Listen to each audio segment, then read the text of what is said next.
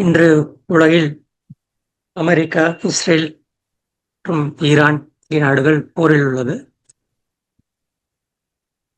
இறையருளாலும் குருவின் அருளாலும் இந்த போர் விரைவாக நிறைவு பெற்று மீண்டும் இயல்பு நிலைக்கு உலகம் வர வேண்டும் என்று நாம் வாழ்த்துவோம். வாழ்க வளமுடன். இன்றைய சிந்தனைக்கு நாம் எடுத்துக்கொண்டிருக்கும் தலைப்பு அரசியல் அறம். இறையருளும் குரு அருளும் துணை புரியுமாகும். அறிவேதான் தெய்வமென்றார் தாய்மானார், அகத்ததுதான் மெய்ப்பொருள் என்றெடுத்துக் காட்டி அறிவதனை அறிவித்தார் திருவள்ளுவர். அவ்வறிவை அறிவதற்கு முறைகள் சொன்னார் அறிஞர் திருமூலர். அவ்வறிவில் ஆழ்ந்து ஆனந்தக் கவியாத்தார் ராமலிங்கர். அறிவில் அறிவாய் நிலைத்து அறம் வகுத்தோர், அதை வாழ்ந்து காட்டினோர் நினைவு கூறும். வாழ்க வளமுடன். அரசியல் அறம். இன்றைய தலைப்பு பரமாய சக்தியுள் பஞ்சமாபூதம் தரம் மாறி தோன்றும் பிறப்பும். இது அவையின் திருக்குறள். உலகில் கோடான கோடி உயிரினங்கள் வாழ்ந்து கொண்டிருக்கின்றன. மனிதர்களாகிய நாமும் வாழ்ந்து கொண்டிருக்கிறோம். வினைப்பதிவே ஒரு தேகம் கண்டாய் என்பது பட்டினத்தார் வாக்கு. வினைப்பதிவாம் சுமையை விடுத்து தூய்மை பெறவே நினைவாய் உடல் எடுத்தேன் என்பது நமது அருட்தந்தை வேதாத்ரி மகரிஷி கூறும் கூற்று. நாம் எங்கே வாழ்ந்து கொண்டிருக்கிறோம்? நான், சமுதாயம், இயற்கை என்ற கூட்டுறவில் தான் நாம் வாழ்ந்து கொண்டிருக்கிறோம். எல்லாம் வல்ல இறைவன் அளித்த இயற்கை வளங்களை வாழ்வின் வளங்களாக மாற்றி நாம் துய்த்து வாழ்ந்து கொண்டிருக்கிறோம். நமது சரித்திரம் என்ன? விலங்கினத்தின் வித்து தொடர் வியத்தகு மனித உருவாய் தொடங்கி விரிவடைந்து பல லட்சம் தலைமுறைகளாய் வந்த நீடிப்பே பல நாட்டில் வாழ்கின்றோம். பண்பாடு காலத்தால் படர்க்கை எய்தி பரவி இனம், சாதி, மதம், மொழி, ஆட்சி இவைகளால் எல்லை கட்டி கழகங்கள், பொருள், புகழ், அதிகாரம் பெருகிக் கொண்டோம். காலங்கள் பல கடந்து கம்ப்யூட்டர் காலத்தில் உள்ளோம். இன்று சில நிமிடங்கள் நம்மை பற்றி சிந்திப்போம். தேவையற்ற பழக்கம் மாற்றி சீர்திருத்தம், இறையுணர்வு, அறநெறியும் மனவளக்கலையால் நாம் கற்போம். அரசியல் அறம். அரசியல் என்றால் என்ன? அரசியல் என்பது மக்கள், சமூகங்கள் மற்றும் அறிவுக்கூறுகளின் மீது அதிகாரம், கட்டுப்பாடு மற்றும் முடிவுகள் எவருக்கும் என்ன வகையில் வழங்கப்பட வேண்டும் என்பதை குறிக்கும் ஒரு செயல்முறை. அமைப்புகள் மற்றும் கொள்கைகள் ஆகியவையும் அதன் தொகுப்பாகும். இதில் அரசியல் அமைப்புகள், அதாவது அரசு மற்றும் கட்சிகள் அதிகார பிரிவு, நீக்கம் மற்றும் சட்டம் மூலம், பொது கொள்கைகள் உருவாக்கம், வாக்குறுதிகள், சித்தாந்தங்கள் மற்றும் பல்வேறு குழுக்கள் இடையிலான போட்டியும் ஒத்துழைப்பும் அடங்கும்.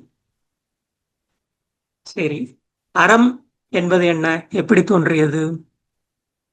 பிற உயிர் உணர்தலாய் பெற்றிடும் சுகதுக்க அளவினை உறவு கொண்டுள்ளதால் யூகித்து உணர்ந்து இறங்கி உதவும் சிறந்த திருப்பம் மனிதன் பெற்ற முதல் நாள் அறம் தோன்றிற்று என்று நமது அருட்தந்தை அவர்கள் கூறுகிறார்.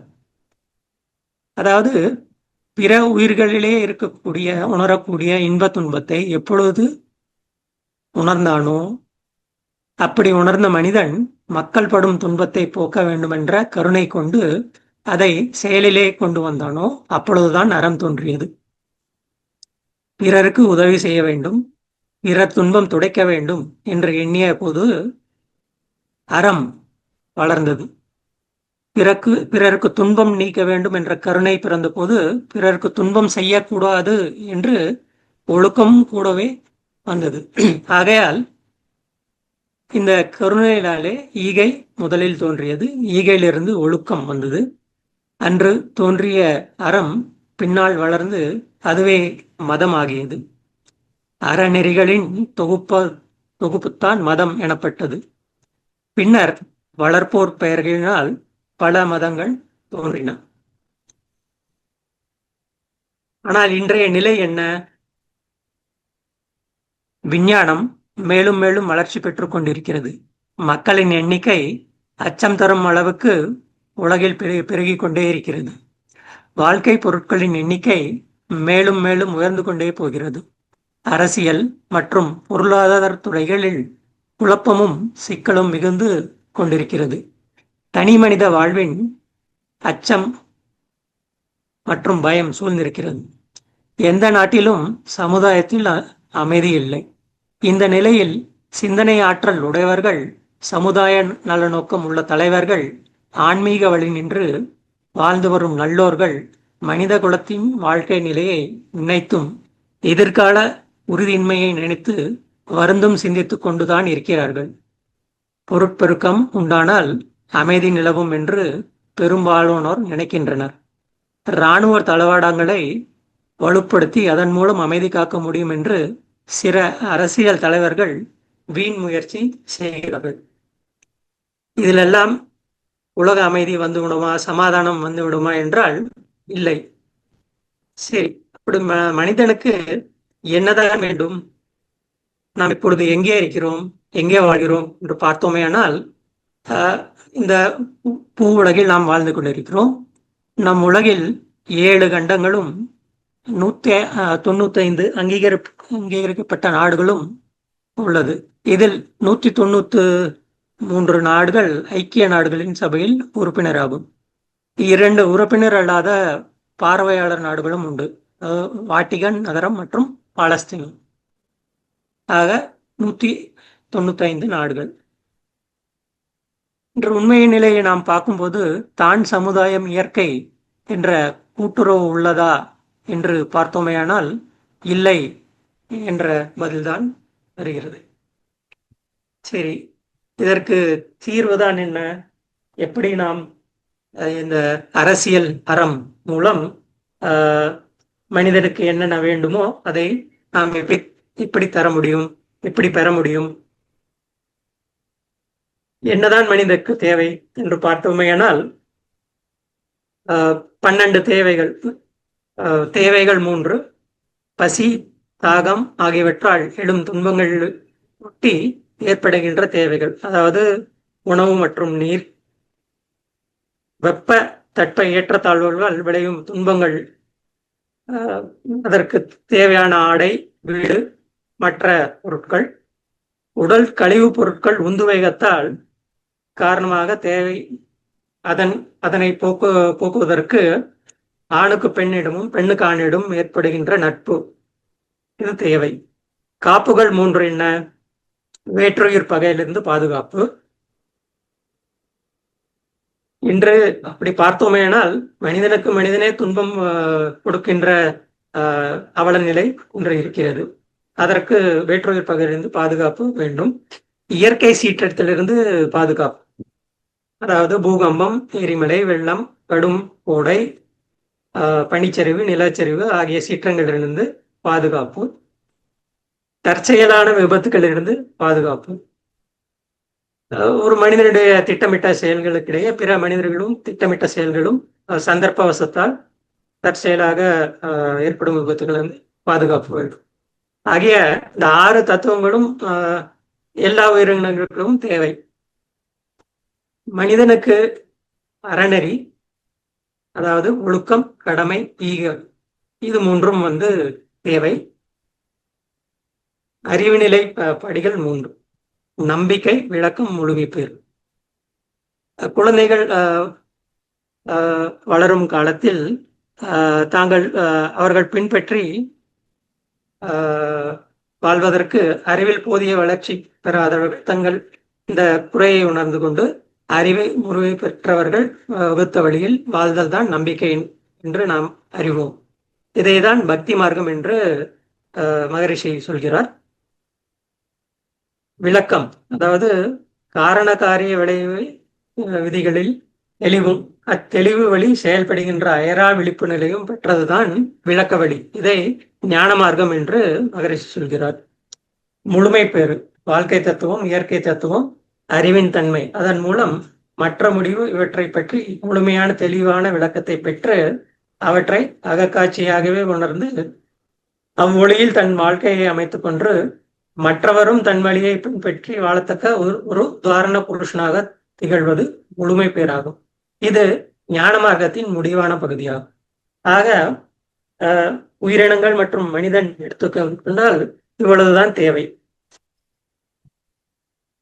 இப்பொழுது நாம் சிந்தித்தோமேயானால் சில உண்மைகள் நமக்கு விளக்க முடியும். உலகில் முழுவதும் மக்கள் குலம் வாழ்ந்து கொண்டிருக்கிறது, தொடர்ந்து வாழ்ந்து கொண்டிருக்கிறது. மனித தோற்றத்தை அளித்த இயற்கையோ என்றும் மாறாத ஒரு பேரொருள் நிலையாகும். வாழ்ந்து கொண்டிருக்கின்ற வாழப்போகின்ற மக்கள் அனைவருக்கும் உலகம் ஒன்றுதான். உலகத்தின் மீது உயிர் வாழுகின்ற ஜீவ இனங்கள் அனைத்திற்கு தேவையான நீர் ஒன்றுதான். கடல் நீர் சூரிய வெப்பத்தால் ஆவியாகி காற்றில் மிதந்து மேலே சென்று எப்பொழுதுமே பரவி எல்லா நாடுகளுக்கும் மேற்புறத்தில் அருட்கொடையாக இருப்பது மேகங்களே. அதே மேகம் போதிய அளவில் குளிர்ச்சி அடைகின்ற பொழுது ஆவி நிலையில் உள்ள மேகம் மழையாக கொட்டுகிறது. இந்த மழை நீர் தான் உலகம் முழுவதும் உள்ள எல்லா வகையுள்ள கடல் உட்பட நீர்நிலைகளாகும்.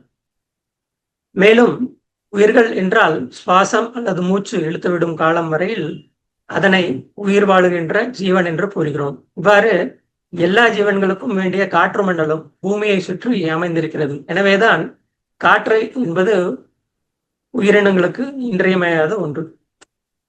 உலகம் உற்பத்தியாகும் முன்னரே சூரியன் உற்பத்தியாகி அதன் ஒளியால் சூட்டால் உயிர்கள் தொடர்ந்து வாழ்ந்து கொண்டிருக்கின்றன. சூரியனும் ஒன்றுதான். மேலும் ஒரு மனிதனுக்கு தேவையான எல்லா வாழ்க்கை பொருட்களும் உணவுப் பொருட்களும் உலகம் முழுவதும் உள்ள மக்கள் அனைவரின் உழைப்பால் தான் தோன்றுகின்றன. அவை எல்லா நாடுகளும் உள்ள மக்களுக்கு வாணிபம் என்ற முறையில் பரவி நிரவி கொண்டிருக்கிறது. இவற்றிற்கெல்லாம் உற்பத்தி ஆதாரமான இயற்கையாக இறைநிலை என்ற பேராற்றலும் ஒன்றுதான். இவ்வாறு இருக்க ஏன் மனிதன் உருவம், குணம், அறிவின் சிறப்பு இவற்றில் வேறுபட்டிருக்கிறான் என்பதை நாம் காரணத்தால் அறிந்து கொள்ள வேண்டும். மனிதனுக்கு வாழ்வில் 7 சம்பத்துக்கள் அவசியமாக தேவைகளாக உள்ளது. அதாவது 1 உருவ அமைப்பு, 2 குணம், 3 அறிவின் உயர்வு, 4 கீர்த்தி, 5 உடல் வலிவு, 6வது சுகம், 7வது செல்வம். இந்த 7 சம்பத்துகளும் மனிதனுக்கு பிறந்தது முதல் இறக்கின்ற வரையில் எல்லோருக்கும் தேவையாக உள்ளன. என்றாலும் கூர்ந்து கணித்து பார்த்தோமேயானால் மனிதன் 7 சம்பத்துகளில் பல வேறுபாடுகளை கொண்டிருப்பதை காண்கிறோம்.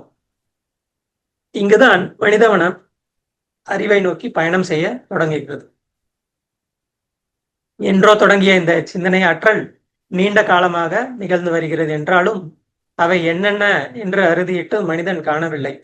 இதுவரையில் வளர்ச்சி பெற்ற கல்வியின் மூலம் இந்த உண்மை உணர்வுகளை நமது முன்னோர்கள் தொடராக தொகுத்து கொடுக்கவில்லை. இந்த 7 சம்பத்துகளையும் விளைவிக்கக்கூடிய 16 காரணங்கள் உள்ளன. அதாவது முதலாவது இது கருவமைப்பு, 2வது உணவு வகை, காலம், நாடு, கல்வி, தொழில், அரசாங்கம், கலை, முயற்சி, பருவம், நட்பு, சந்தர்ப்பம், ஆராய்ச்சி, பழக்கம், வழக்கம், ஒழுக்கம் ஆகிய இந்த 16 காரணங்களுக்கு உட்படாத மனிதனே இல்லை. இந்த 16 காரணங்களில் தொகுப்பு விளைவாக மனிதனுக்கு கிடைத்திருப்பது இந்த 7 சம்பத்துகள்.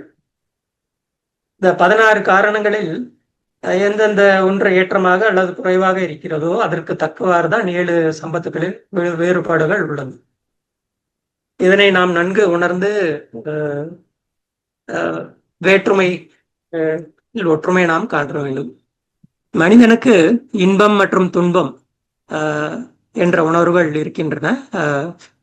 இன்பம் என்பது இறைநிலை கொடுக்கும் வெகுமதியாகும். துன்பம் எப்பொழுது வருகின்றது என்றால் இறைநிலை கொடுக்கும் எச்சரிக்கை. அதாவது இயற்கை நியதியை அறியாமலோ அலட்சியம் செய்தாலோ உணர்ச்சி வயப்பட்டோ செயலாற்றும் பொழுது விளைவாக வருகிறது தான் துன்பங்கள், ஏழ்மை, நோய்கள், உறுப்பு இழப்பு, அகால மரணம்.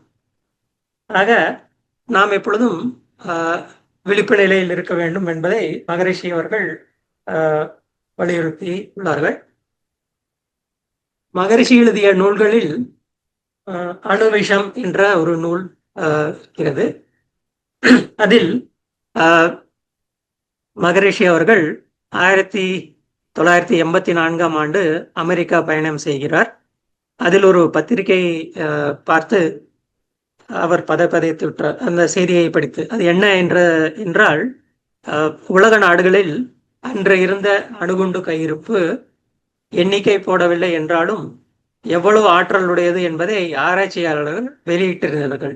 அதன் வெளியீட்டின்படி அவர்கள் தெரிவித்த உண்மை என்ன என்றால், இன்று உலகெங்கிலும் வளர்ச்சி பெற்ற நாடுகளில் கையிருப்பாக உள்ள அணுகுண்டுகள் இந்த உலகத்தை 200 தடவை முழுவதும் அளிக்க போதுமானவை.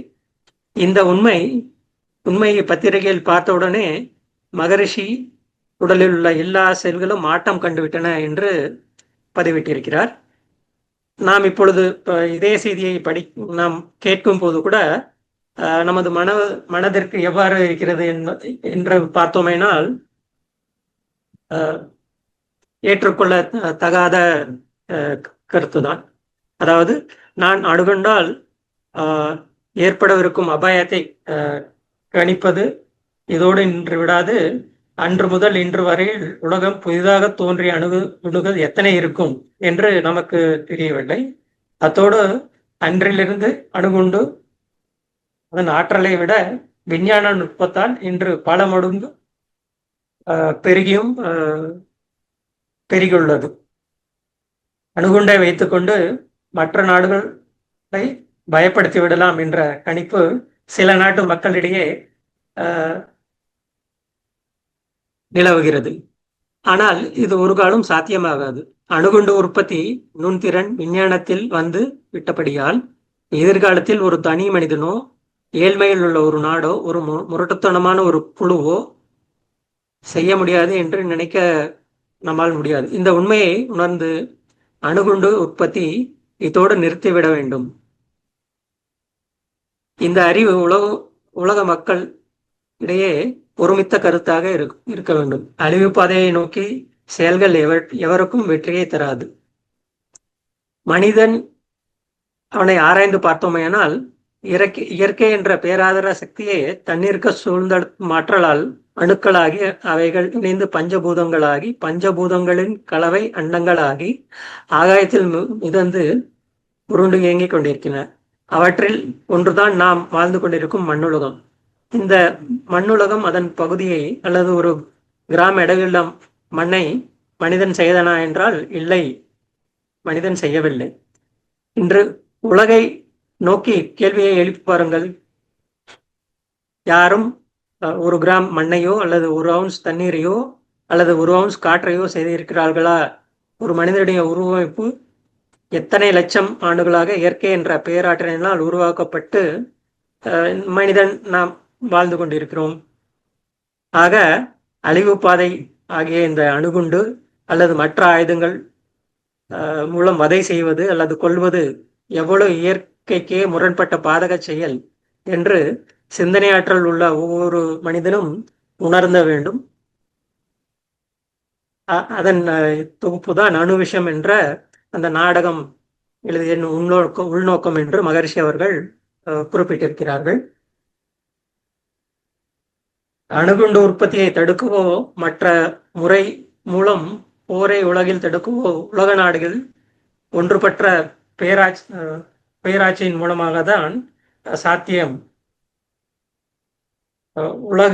எல்லா உலக நாடுகளும் எல்லை பாதுகாப்பு உலக மக்கள் அனைவரும் உறுதியளிக்கக்கூடிய ஒரு கூட்டு ஏற்பாட்டின் மூலமாக தான் முடியும். வருங்காலத்தில் போரிலிருந்து மனித குலத்தை பாதுகாக்கவும் முடிய இந்த ஓருலக கூட்டாட்சி வேண்டும் என்று மகரிஷி அவர்கள் பதிவு செய்திருக்கிறார்கள். மேலும் இன்று வரையில் செய்த அணுகுண்டுகளை அப்படியே இருப்பாக வைத்திருப்பது பேரபாயம்தான். அவைகளை எங்கே கொண்டு போய் கொட்டி அழித்து விடுவது என்பது எதிர்காலத்தில் விஞ்ஞானிகள் தான் சிந்திக்க வேண்டும், முடிவெடுக்க வேண்டும். எந்த வெளியிலேனும் அணுகுண்டை அழித்துவிட்டால் அதில் அடங்கியுள்ள ஆற்றல் விஷக்கதிர்கள் பரவாமல் காத்து கொள்ள முடியாது. அணுகுண்டுகளை அழிப்பதை விட செயலற்று போகச் செய்வது இப்படி என்ற ஆராய்ச்சியில்தான் விஞ்ஞானிகள் இறங்க வேண்டும். தாமதம் ஏற்பட்டால் அதற்கேற்ப மனித குல வாழ்வில் அச்சமும் அழிவும் தவிர வேறு எதையும் எதிர்பார்க்க முடியாது. இன்று காந்த ஆற்றலின் மூலம் வெகு தொலைவில் இருக்கும் பொருளை தொலைதூர இயக்க கருவியின் மூலம், அதாவது ரிமோட் கண்ட்ரோலின் மூலம் அசைக்கவோ இயக்கவோ செய்யும் நுண்ணாற்றல் விஞ்ஞானத்தின் மூலம் மனிதனிடம் பெருகிவிட்டது. இந்த தொழில்நுட்பத்தை கொண்டு எந்த நாட்டில் இருக்கும் அணுகுண்டையும் தானாக வெடிக்கச் செய்ய எதிர்காலத்தில் முடியாது என்று நினைப்பதற்கில்லை. இவற்றையெல்லாம் இயற்கையின் பேராற்றலை உணர்ந்து அதை மதித்து வாழக்கூடிய அறிஞர்களையும் உயிரினங்களையும் வாரும் உரிமை பறிக்கவோ அழிக்கவோ கூடாது என்று அன்பும் கருணையும் பெருகிக் கொண்டு அறிஞர் பெருமக்கள் உடனடியாக அணுகுண்டு உற்பத்தியை நிறுத்திவிட வேண்டும்.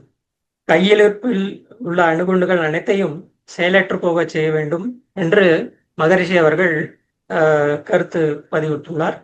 இந்த பணிவான வேண்டுகோளை சிந்தனையாற்றல் உள்ள அறிஞர்கள், கருணை உள்ளம் கொண்ட அரசியல் தலைவர்கள், நீதித்துறையில் பொறுப்பேற்றிருக்கும் நீதிபதிகள், உலகை பழைய பழக்கங்களிலிருந்து மீட்டு ஆராய்ச்சியோடு வாழச் செய்ய ஆற்றலுடைய விஞ்ஞானிகள் அனைவரும் சேர்ந்து கருணையோடு சிந்திக்க வேண்டும் என்று மகரிஷி அவர்கள் பதிவிட்டு கேட்டுக் கொண்டுள்ளார். ஆக நம்முடைய மனிதகுலம் என்று எதிர்கொள்ளும் முக்கிய பிரச்சனைகள் தான் என்ன? இதை பற்றி மகரிஷி அவர்கள் குறிப்பிட்டுள்ளார்கள். அதாவது 12 காரணங்கள்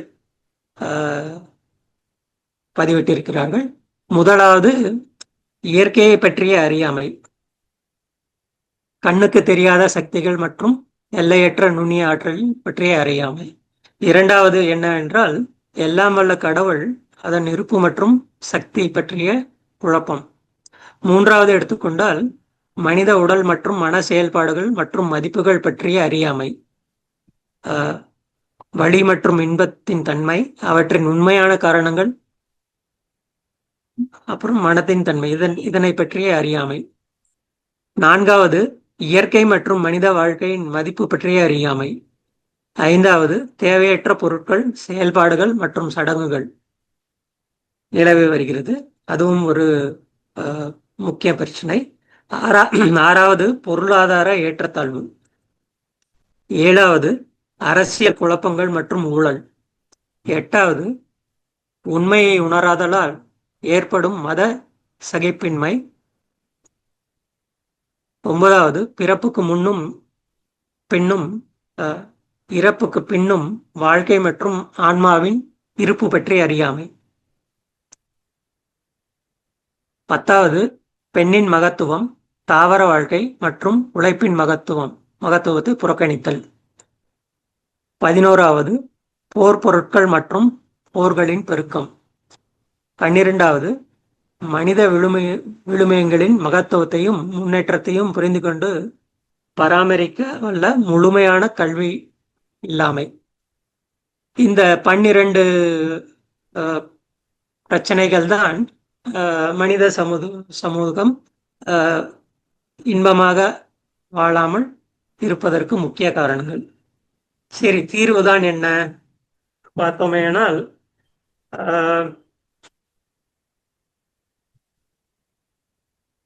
அதற்கு மகரிஷி 14 அம்ச திட்டங்களை நமக்கு அறிவித்துள்ளார். போரில்லா நல்லுலகம், பொருள் துறையில் சமநீதி, நேர்மையான நீதிமுறை, நிலவுலக கோராட்சி, சீர் செய்த பண்பாடு, சிந்தனையோர் வழிவாழ்வு, சிறப்புணர்ந்த பெண்மதிப்பு, தெய்வ வழி நீதி வாழ்தல், தேர் திருவிழா தவிர்த்தல், சிறுவர்களுக்கே விளையாட்டு, செயல் விளைவு உணர்கல்வி, சீர்காந்த நிலை விளக்கம், பார் முழுவதும் உணவு நீர் பொதுமயமாக்கல், பல கடவுள் பழக்கம் ஒழித்து உண்மை ஒன்றை தேர்ந்தெடுத்து வழிபடுதல். இந்த 14 திட்டங்களும் தான் இயற்கை சமுதாயம் என்ற கூட்டமைப்பில் நாம் இந்த 14 அம்ச திட்டங்களை ஒன்றிணைந்து நாம் அதனை மக்களுக்கு உணர்த்தி செயல்முறைக்கு கொண்டு வருமானால் உலக அமைதி கிட்டும் என்பது மகரிஷியின் கருத்து. சரி, அதற்கு நாம் என்ன செய்ய வேண்டும்? அரசியல் அமைப்பு என்ன செய்ய வேண்டும்? நமது சங்கத்தை உலக சமுதாய சேவா சங்கம் இதனை எடுத்துக்கொண்டோமேனால் உலக அமைதிக்காக ஐக்கிய நாட்டு சபைக்கு பரிந்துரை மகரிஷி அவர்கள் சமர்ப்பித்துள்ளார். உயிரினங்கள் எல்லாவற்றிற்கும் மனிதன் சிறந்தவன், பிறர்படும் துன்பத்தை கூர்ந்துணர்ந்து நுண்ணறிவு மனிதனுக்கே சிறப்பாக அமைந்துள்ளது. ஆக மனித மன இயல்பும் விளைவும் அடிப்படையாக கொண்டு சிந்தனை செய்ய வேண்டும் என்று மகரிஷி சொல்கிறார்கள். மனிதனுக்கு 4 வித தேவைகள் உண்டு. உணவு, உடை, உறைவிடம், பருவத்தே பால் உறவு. இவை காலத்தோடும் தேவை நிறைவு பெறும் அளவிலும் கிடைக்க வேண்டும். பலவாறாக அமைந்த இயற்கை அழகுகளை, காட்சிகளை கண்டுகளிக்கும் வாய்ப்பு வேண்டும். இயற்கை ரகசியங்களை அறிவும் பிறருக்கு உணர்த்தவும் வாய்ப்பும் சூழ்நிலையும் வேண்டும். பிரபஞ்ச இயக்கத்தில் தனக்குமான மூல ஆற்றலை அறிய வாய்ப்பும் உதவியும் வேண்டும். உலக நாடுகளில் போர் இல்லாமல் இருக்கவும், அப்படி வந்துவிட்டால் முன்னின்று அமைதி நிலவச் செய்யவும் ஐக்கிய நாடுகள் சபை என்ற நிறுவனம் ஒன்று இருக்கிறது. எனினும் அதனால் நிலையான அமைதியை உருவாக்க முடியாது, காக்கவும் முடியாது. ஏனெனில் அதன் பொறுப்புக்கேற்றபடி அமைப்பு முறை இல்லை. அதன் அமைப்பு முறையில் 4 குறிப்பிட்ட குறைபாடுகள் உள்ளது என்று மகரிஷி அவர்கள் சொல்கிறார்கள். அதாவது முதலாவது என்ன என்று பார்த்தோமேனால், உலகில் உள்ள எல்லா நாடுகளும் ஐக்கிய நாடுகள் சபையில் உறுப்பினராக இல்லை. இதனால் உலக மக்கள் அனைவரும் அதனை ஒரு பொது நிறுவனமாக கொள்ள முடியாது. இந்த அமைப்பிற்கு வெளியே இருக்கும் நாடுகள் செய்யும் தவறுகளையோ அதை தடுக்கவோ திருத்தவோ ஐநா சபையால் முடியாது. இது முதலாவதாக இருக்கும் குறைபாடு. இரண்டாவது குறைபாடு என்ன என்று மகரிஷி அவர்கள் சொல்கிறார்கள் என்றால், ஒவ்வொரு நாட்டின் மக்கள் தொகைக்கேற்ப பிரதிநிதித்துவம், உரிமை அச்சபையில் இல்லை. இதனால் ஐக்கிய நாடுகள் சபை ஒரு உலக பொது ஜனநாயக மன்றமாக திகழ முடியாது. மூன்றாவது பார்த்தோமேயானால், ஐக்கிய நாடுகள் சபை உள்ள நாடுகளில் 5 நாடுகளுக்கு மாத்திரம் ரத்து அதிகார உரிமை, அதாவது வீட்டோ பவர் அளிக்கப்பட்டிருக்கிறது. எனவே அந்த சபை இந்த 5 நாடுகளில் தனிப்பட்ட கூட்டு நிறுவனமாகவே கருத இடமளித்து விட்டது. இந்த நாடுகளுக்கு அஞ்சியும் ஒதுங்கியும் ஒத்து பேசியும் தான் அதன் மற்ற உறுப்பினர் நாடுகள் வாழ வேண்டும் என்ற நிலை இன்று இருக்கிறது. 4வது காரணம் பார்த்தோமேயானால், குறைபாடு என்ன என்றால், அதிகாரப்பூர்வமான அமைதிப்படை ஐக்கிய நாடுகள் சபைக்கென இல்லை. மேலும் இந்நிறுவனத்தை சேர்ந்த எந்த நாடும் தன் விருப்பம் போல் படைகள், போர் சாதனங்களை பெருக்கிக் கொள்வதை தடுக்க முடியாமல் ஐக்கிய நாடுகள் சபையில் இருக்கிறது. ஆக இந்த 4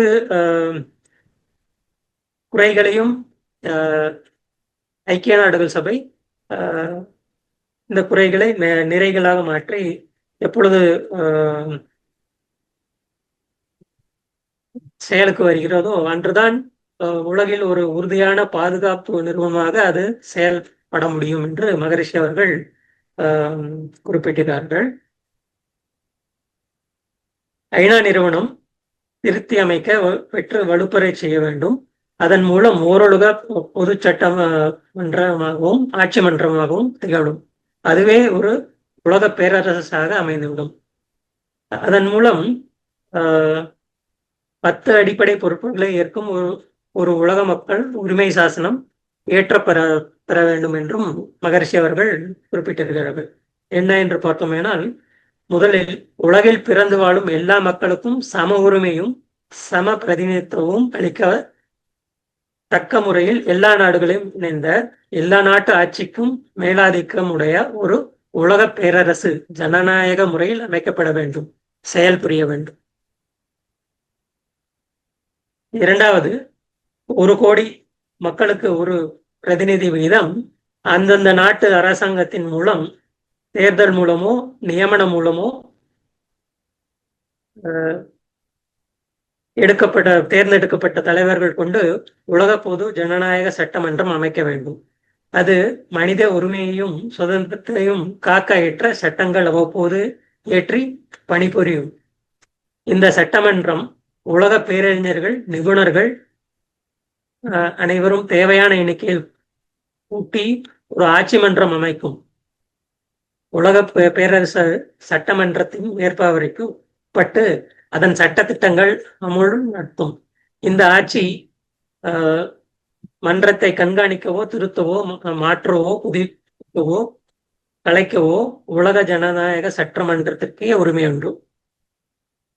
மூன்றாவது, எல்லோரும் பிறப்புரிமை, சுதந்திரம் ஒரு தனி மனிதனாலோ, ஒரு குழுவினராலோ, ஒரு நாட்டு ஆட்சியாலோ பறிக்கப்படாமலும் தடுக்கப்படாமலும் இந்த உலக பேரரசு பாதுகாப்பு பொறுப்பேற்றுக் கொள்ள வேண்டும். நான்காவது, உணவு, உடை, வீடு, கல்வி, தொழில், திருமணம், ஆராய்ச்சி, வாய்ப்பு இவற்றை ஒவ்வொரு அரசாங்கமும் அதன் கீழ் இருக்கும் குடிமக்கள் பெற வசதியை செய்ய வேண்டும். ஐந்தாவது, ஆண்களைப் போல பெண்களும் எல்லா துறையிலும் சம உரிமை அளிக்கப்படும். மேலும் இயற்கை பெண்பாளுக்கென அமைந்த உடலமைப்புக்கு ஒத்த அவசியமான வசதிகள் செய்து கொடுக்கப்படும். ஆறாவது, மக்கள் சமுதாயத்தில் 1 கோடி மக்கள் கொண்ட குழுவினரோ, ஒரு பிரதிநிதிவாசியாவோ அல்லது ஒரு நாட்டவரையோ விரும்பினால் அவர்கள் விருப்பம் போற தனியாக ஆட்சி எல்லையை வகுத்து கொண்டு சட்டமன்றம் அமைத்துக் கொண்டு உலக ஆட்சிக்கு, அந்நாட்டு சமஷ்டி ஆட்சிக்கும் உட்பட்டும் மனித உரிமை சாசனத்தை மதித்து வாழ உரிமை உண்டு. ஏழாவது, உலக மக்கள் எல்லோரும் உலகனைத்துக்கும் சொந்தம். எந்த நாட்டிலும் எந்த இடத்திலும் எவரும் குடியேறவோ பிரயாணம் செய்யவோ சம உரிமை உண்டு. மக்கள் உடல் நலம், இனிய வாழ்வு இவற்றுக்கான உலக அரசாங்கம் தான் இந்த துறையில் அவசியமான கட்டுப்பாடுகளை விதிக்கலாம். எட்டாவது, உலகில் எந்த அரசாங்கம் தனது கடமைகளை நிறைவேற்ற தேவையாலும் தகுதியுள் பெற்றிருந்தாலும் அந்த பிரதேசத்தை உலக ஆட்சி கைப்பற்றி மக்களை தகுதியுள்ளவர்களாக்கி பின்னர் ஆட்சியை அந்நாட்டு மக்களிடம் ஒப்புவிக்கும். 9வது, போர் சட்டம் விரோதமாக்கப்படும். போர் அணிகள், போர்க்கருவிகள் உற்பத்தி செய்யும் தொழிற்சாலைகள், விஞ்ஞான ஆராய்ச்சி கூடங்கள் உலகில் எங்கு இருந்தாலும் அவை உலக ஆட்சி நிர்வாகத்தின் கீழ் வந்துவிடும். இவற்றை ஆக்கத்துறைக்காகவும் கீழ்த்தங்கிய நாடுகளில் மக்கள் முன்னேற்றத்துக்காகவும் அகில உலக அரச திட்டமிட்டு பயன்படுத்த வேண்டும். 10வது, உலக ஆட்சியின் கீழ் அகில உலக பேரறிஞர்கள் கொண்ட ஒரு துண்டு நிலையம் அமைக்கப்படும். அது அவ்வப்போது மனித இன வாழ்வுக்கு உயர்வான திட்டங்களை வகுத்து கொடுக்கவும், மக்களுக்கு தொண்டாற்றவும் ஒரு பொது சமுதாய சீர்திருத்த இணைப்பு நிலையமாக பணிபுரியும். ஆன்மீகம், பொருளாதாரம், சுகாதாரம், விஞ்ஞானம், அரசியல் என்ற 5 துறைகளிலும் இணைந்து அறிஞர்கள், நிபுணர்கள் கூடி ஆராய்ச்சி குழுவினரால் மக்கள் வாழ்வு அவ்வப்போது சீர்திருத்த ஏற்ற வழிகளுக்கு இவை வகுக்கும். இவையே உலக பொதுவான மக்கள் உரிமை சாசனத்தின் உட்கருத்தாக அமைய வேண்டும் என்பதை மகரிஷி அவர்கள் பதிவிட்டுள்ளார்கள். சரி, நாம் இப்பொழுது என்ன செய்ய வேண்டும்?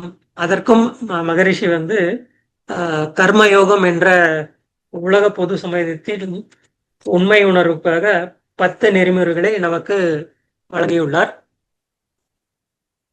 என்ன என்று பார்த்தோமேனால், முதல்வது தனது பிறப்பு, வளர்ப்பு, காப்பு இவற்றை கருணையுள்ள கண்கண்ட தெய்வங்களாகவும் காப்பாளர்களாகவும் துணைவர்களாகவும் தனது அன்னை, தந்தை, குரு, ஆட்சி தலைவர், தெய்வம் என்ற 5 பெரியவர்களையும் நன்றி மறவாமல் மதித்து வாழ வேண்டும்.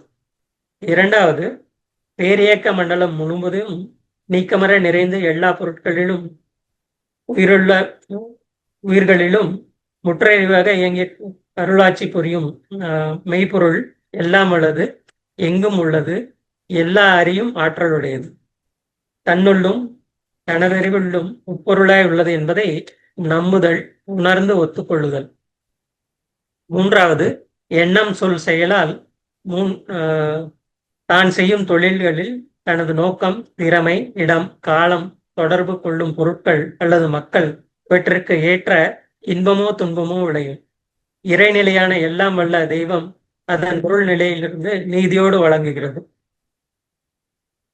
இந்த உண்மையை மதித்தல் எச்செயலும் தனக்கும் பிறர்க்கும் தற்காலத்திலும் பிற்காலத்திலும் உடலுக்கோ உயிருக்கோ துன்பம் விளையாத முறையில் விழிப்போடு செயலாற்றி தன்னால் இயன்றவரில் அக்கறையோடு முயற்சித்தல், இதனை இறை வழிபாடாக கொள்ளுதல்.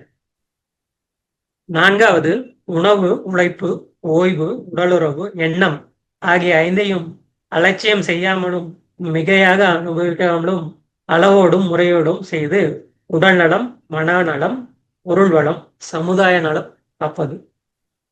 ஐந்தாவது, அறிவின் நலம் காத்து அதன் மேன்மை நிலைக்கு கொண்டு வர தெய்வ வழிபாடு, சமுதாய மக்களிடம் நட்புறவை இனிமையாக அமைத்துக் கொள்ள ஒழுக்கம், கடமை, ஈகை என்ற மூன்று நிற்பம் அறநெறியும் மைய கருத்துக்களாக கொண்டவை. எல்லா மதங்களும் இதனைத்தான் வலியுறுத்துக என்பதை உணர்ந்து எல்லா மதங்களுக்கும் மதிப்பளித்து வாழ்தல். எந்த உருவில் எந்த குணத்தை தெய்வத்திற்கு உருவு கொடுத்து வணங்கினாலும் அவரவர் அவர் அறிவைதான்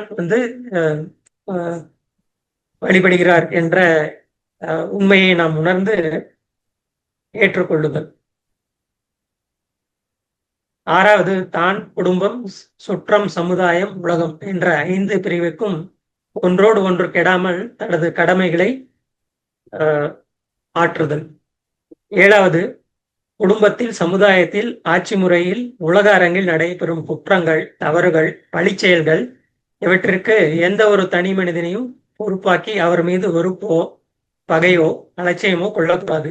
ஏனெனில் எந்த குற்றத்திற்கும் தவறுக்கும் நீண்டகால சமுதாயத்தில் நிலவு இந்த கருத்துக்கள், செயல்கள், சூழ்நிலைகளால் ஏற்பட்ட நிர்பந்தங்கள் இவற்றால் ஏற்பட்ட பதிவுகளும் தொடராக வருவதும் தான் காரணம்.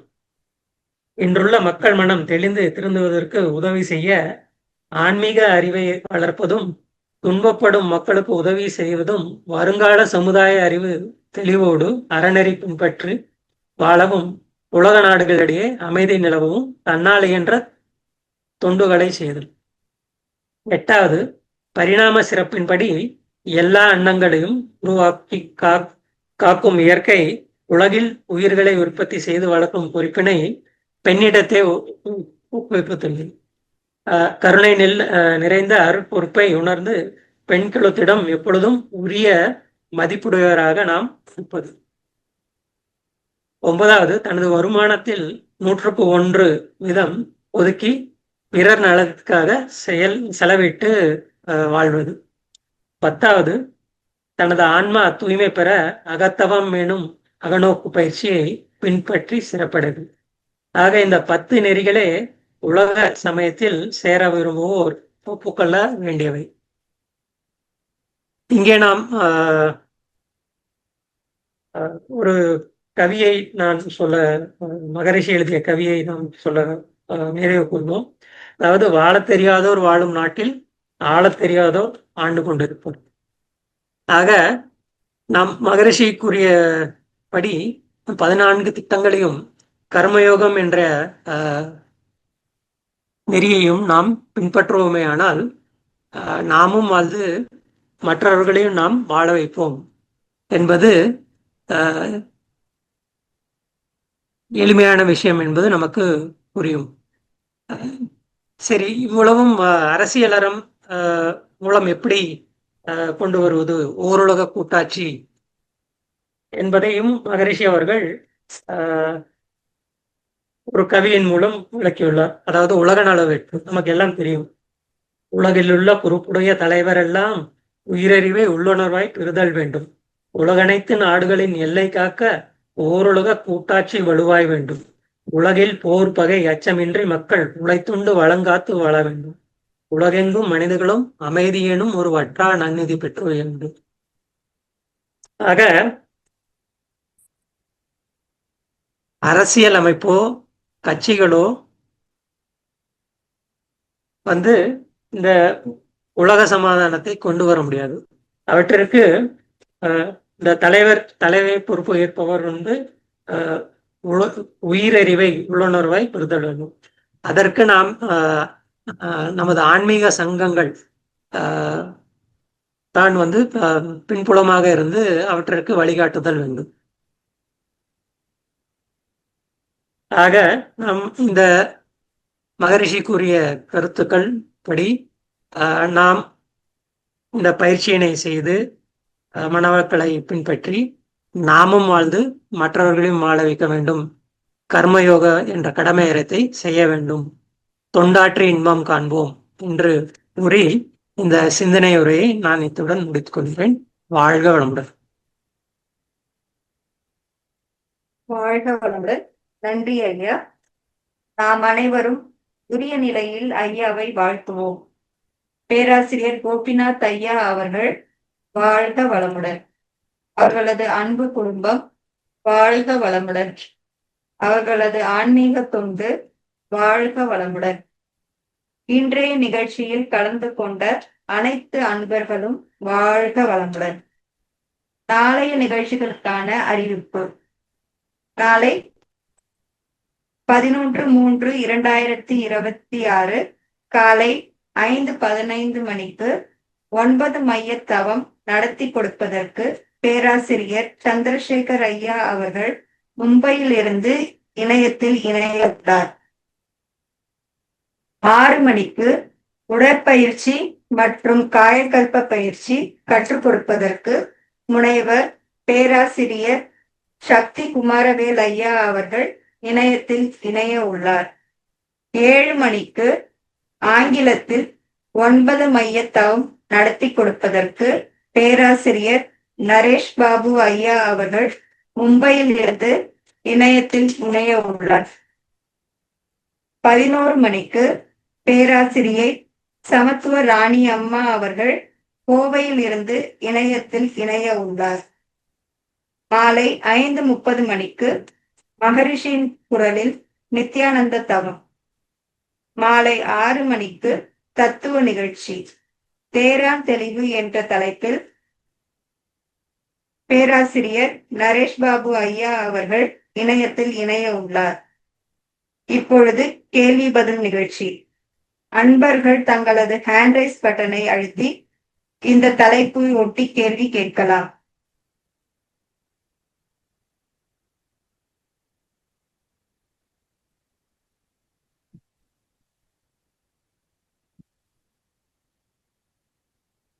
ராஜாராமையா, நீங்க மைக்கை அன்மியூட் செய்து பேசலாம்.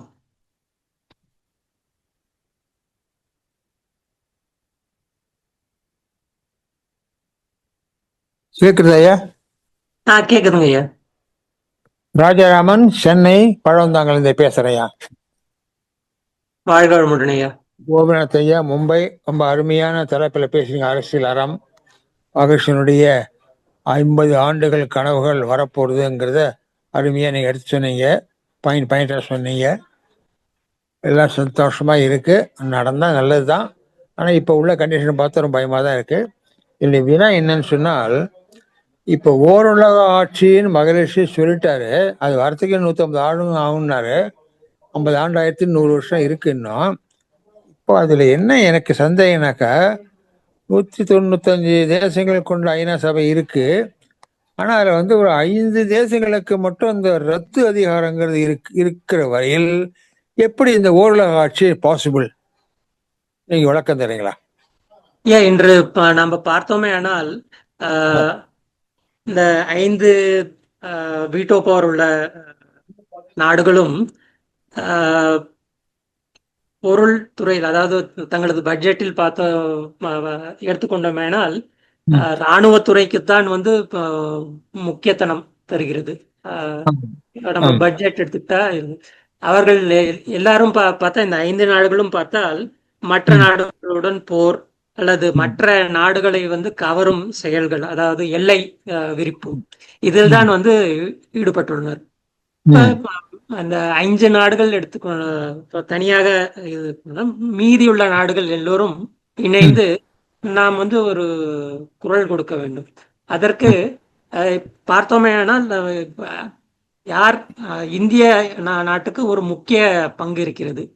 ம், நம்ம அறிஞர்கள் எல்லோரும் வந்து சொல்வது என்ன சொல்லிவிட்டு போயிருக்கிறார்கள் என்றால், இந்திய நாட்டுக்கு வந்து ஒரு கடமை இருக்கிறது. நம்ம இந்த ஆன்மீக போதனைகள், ம், கருத்துக்கள் உலக ம், நாடுகளிடத்தே கொண்டு செல்லும் கடமை வந்து நமக்கு இருக்கிறது அப்படின்னு சொல்றாங்க. அ ம், இந்திய நாட்டிலிருந்து ஒருத்தர் பேசினார், ஒரு தலைவர் பேசினார் என்றால், ம், அதற்கு மரியாதை வந்து இருக்கு. வாய்ஸ் அதாவது India has its own voice. ஆக ம், இந்தியா வந்து முதலில் வந்து நம்ம அ இந்த கருத்தை வந்து நாம் முன்வைக்க வேண்டும். இந்தியா ம், ஒரு வாட்டி முன்வைத்தால் மற்ற நாடுகள் கண்டிப்பாக சேர்த்துக் கொள்ளும். ஆனால் இன்று வரையில் நாம் அ அதற்கு அதாவது இப்ப இன்றைய சூழ்நிலையில் நாம் இன்னும் அதை செய்யவில்லை. அதை ம், செய்தால் கண்டிப்பாக மற்ற நாடுகள் வரும் என்பது அ பல நாட்கள் இந்த இந்த 1 மாதம் காலமாக இந்த போரை ஒட்டிய சிந்தனைகள் இறைநிலையில் வந்து சிந்தித்து ம். பார்க்கும் பொழுது, இது ஒரு சிறப்பான வழியாக அமையும் என்று உள்ளுணர்வாக உணர்ந்ததை நீங்க அ உங்களுக்கு சொல்கிறேன். கண்டிப்பாக இந்தியா அ பேச்சு கொடுத்தால், இந்த கருத்தை முன்வைத்தால், மற்ற நாடுகள் கண்டிப்பாக அவருக்கு சப்போர்ட் அ செய்வாங்க. நன்றிங்க. நல்ல விளக்கம் கொடுத்தீங்க. நன்றி. வாழ்க வளமுடன். வாழ்க வளமுடன். சிவலையா, நீங்க மைக் அன்மியூட் செய்து பேசலாம். வாழ்க வளமுடன் ஐயா. இந்த வாழ்க வளமுடன். அரசியல் அமைப்பு சொன்னீங்க ஐயா. நம்ம இந்த ஓர் உலக ஆட்சின்னு சொல்றோம். ஆனா வந்து யாருக்கிட்டையும் எந்த மீட்டிங் போடாதே அவன் மாட்டம் எடுத்து சண்டை எடுத்து அடிக்கிறான். எவ்வளோ மக்கள் பாதிப்பு, எவ்வளோ வந்து உயிரினங்கள் கொன்று குவிக்கிறானுங்க. எந்த இதுவும் ஒரு மீட்டிங் போட்டு நான் போர் தொடுக்கிறேன்னு சொல்லாதே ஒரு நாட்டு மேலே தொட்டு எவ்வளோ மக்களினுடைய பொருளாதாரம், எவ்வளோ மக்கள் வருத்தத்திருக்கிறாங்க. ஒரு மேரேஜ் பண்ண போனோம், ஒரு சுபகாரியங்கள் போனோம், எவ்வளோ அந்த பொருளாதார நிலைமை எவ்வளோ தூரம் கவலைக்கிடமாக இருக்குது. எவ்வளோ மக்களுக்கு வேலையில்லா திண்டாட்டம். இவனுங்கிட்ட அவன் ஐநா சபைன்றதை கூட்டி கூட அவன் வந்து டிசிஷன் எடுக்கலை. அவனுங்க அமெரிக்கக்காரர்கள் 100 பேர் போராடுறானுங்க. நீ எதுக்கு இதுமாரி எங்களுடைய பொருளாதாரத்தை அழிச்சுக்கிட்டு நீ போய் சண்டை அடிக்கிறேன்றாங்க. ஆனால் அவனுடைய சுயநினைவாக எடுத்துட்டு எவ்வளோ மக்களினுடைய வாழ்வாதாரம் ரொம்ப மோசமாக இருக்கு ஐயா. ரொம்ப அதுவும் வந்து குழந்தைங்கள், எவ்வளோ குழந்தைங்கள் ஒன்றுமே இல்லாதவங்களாம் இறக்குறாங்க. அது வந்து நம்ம மகரிஷி ஐயா கூட சொல்லிட்டாரு, செயலுக்கேற்ற விளைவு நடக்குன்னு சொல்லிட்டாரு. ஆனாலும் இவன் இந்த அளவுக்கு எடுக்குள்ள எப்படி ஐயா அதை வந்து நம்ம நம்ம எவ்வளோ வாழ்த்து தான் நம்மளால கொடுக்க முடியுது ஐயா. வேற என்ன ஐயா செய்ய முடியும் ஐயா? மகரிஷி வந்து இதுக்கும் சொல்லியிருக்காரு. அதாவது போர் வெறியர்கள் எண்ணிக்கை வந்து நிறைய இருக்கு. ஆன்மீக அமைப்பு இல்ல ஆன்மீக மக்கள் தொகை அவர்களின் எண்ணங்கள் வந்து போர் வெறியர்கள் எண்ணிக்கையோட அதிகமாகும் பொழுது போரை வந்து நிறுத்தி விடலாம் அப்படின்னு. ஸோ ஆக மகரிஷி சொன்ன மாதிரி நாம் அனுதினமும் காலை எழுந்தவுடன் உலகத்தை நினைத்து வாழ்த்துவோம். நேரம் கிடைக்கும் வாழ்த்திக்கிட்டு போதெல்லாம் வந்து வாழ்த்தினால் கண்டிப்பாக மாற்றம் வரும். வாழ்த்திக்கிட்டு தான் இருக்கோம். வாழ்க வையகம், வாழ்க வளமுடன். காலைல 10 முறை சொல்கிறோம், நைட்டு படுக்கும் போதும் சொல்லிட்டு தான் இருக்கும். எல்லாரும் எண்ணிக்கை அதிகமாக வேண்டும். ம். நம்முடைய நல்ல தொண்டு வந்து அதுதானே, முதல் தொண்டே அதுதானே. ஆமாங்கய்யா, ஆமாங்கய்யா. அதுவும் இல்லாத அவர் சொன்ன எவ்வளோ ஆராய்ச்சி பண்ணி எவ்வளோ எல்லாத்தையும் ஏ டு இசட் அக்கு வர ஆணி வர எவ்வளோ ஒரு தனி மனுஷன் அமைதிக்கு எவ்வளோ தூரம் அவர் ரொம்ப மகிழ்ச்சியாக இருக்குது ஐயா. நீங்கள் சொன்னீங்க அந்த அரசியல் அமைப்பு சட்டத்தெல்லாம் இவனுங்க இஷ்டத்துக்கு எடுத்து ஆடி எத்தனை மக்களினுடைய திண்டாட்டங்கள் இருக்குது. இப்போ பாருங்கள், விலைவாசி உயர்வுகள் உச்சகட்டத்தில் போய் நின்று போயிடும். அந்த உச்சகட்டணம்னா ஒவ்வொரு ஏழ்மையானவனும் எப்படி ஐயா பொருளாதாரத்தை வந்து மேம்படுத்த முடியும்? எவ்வளோ சிரமங்கள். எதையுமே தெரியாத அவன் வந்து இஷ்டத்துக்கு அவன் அப்படியே ஃப்ரீயாக அந்த ஒரு ஒரு ஒரு கல்லை எடுத்து வைக்க முடியாது. இவ்வளோ பொருளாதாரத்தை அவன் குண்டு போட்டு 5 நிமிஷத்தில் அறிவியலினுடைய தொழில்நுட்பத்தினால மிக உயர்ந்த நிலைமையை போய் அழிச்சு போடுறான். ஒரு மின்சாரத்தை கண்டுபிடிக்கிறான், எவ்வளோ இதை யூஸ் ஆகுது. அதே அந்த அறிவியல் வந்து எவ்வளோ தூரம் மக்களினுடைய பாதிப்பை அந்த மெய்ஞானம் இல்லாதனால எவ்வளோ தூரம் அந்த விஞ்ஞானத்தினுடைய முன்னேற்றம் அந்த அந்த குடும்பங்கள் எவ்வளோ தூரம் சிக்கல்கள் எடுத்து போய் விட்டுருக்குமா. ரொம்ப சிரமமாக இருக்கு. அனுதினமும் வாழ்த்திக்கிட்டு தான் இருக்கும். ரொம்ப சிரமமாக இருக்கு. தொடர்ந்து நாம் ரொம்ப வாழ்த்தினால் இந்த மாற்றம் கண்டிப்பாக வரும் ஐயா. நம்புவோம். கண்டிப்பாக என் குரு சொன்னது வந்து முக்காலமும் அறிந்த அவர் சொல்லியிருக்காங்க. கண்டிப்பாக இந்த திட்டம் வரும் என்று நம்பிக்கையுடன் நாம் வந்து நமது கடமையை செய்வோம். விளைவு வந்து இறைவன் தருவான். கண்டிப்பாங்க ஐயா. ரொம்ப மகிழ்ச்சி. ரொம்ப சிறப்பாக நீங்கள் நல்ல டைட்டில் எடுத்து பேசுனீங்க. அதுவும் மும்பையிலேருந்து பேசுகிறீங்கன்னா ரொம்ப மகிழ்ச்சி ஐயா. வாழ்க வளமுடன். வாழ்க வளமுடன் ஐயா.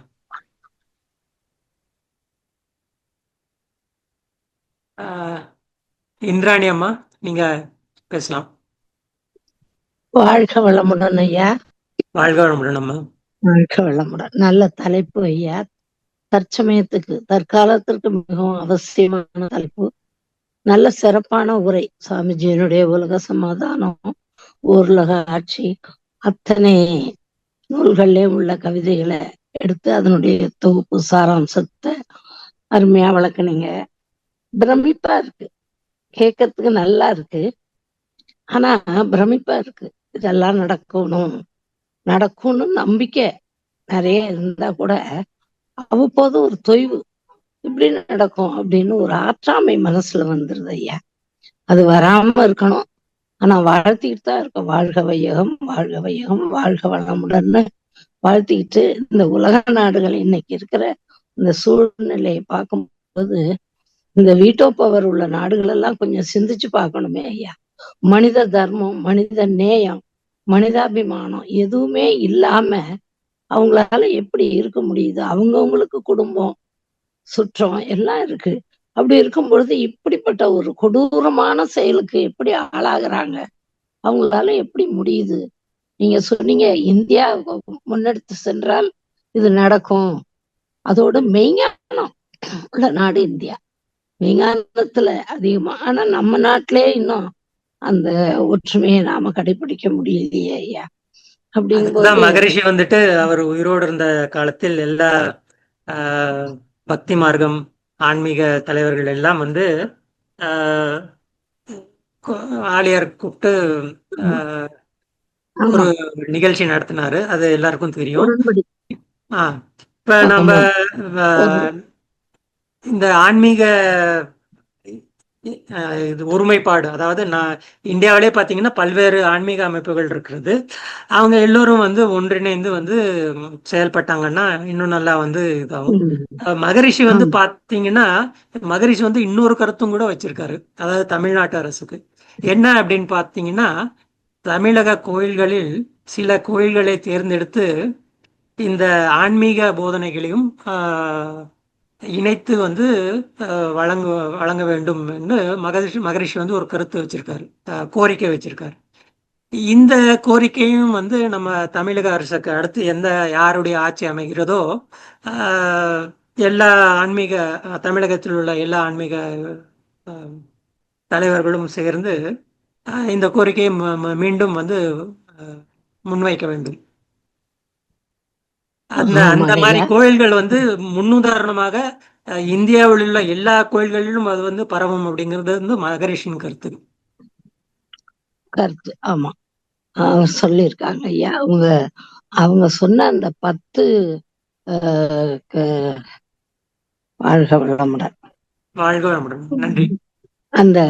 அந்த இதை மட்டுமே நாம கடைபிடிச்சோம்னாக்க 10 அம்ச கர்மயோகம், கர்மயோகம் அதுல மனவள கலைஞர் அட்லீஸ்ட் மனவள கலைஞராவது 10ஐயும் கடைபிடிக்கிற மாதிரி இருந்தாங்கன்னா கூட போதும்.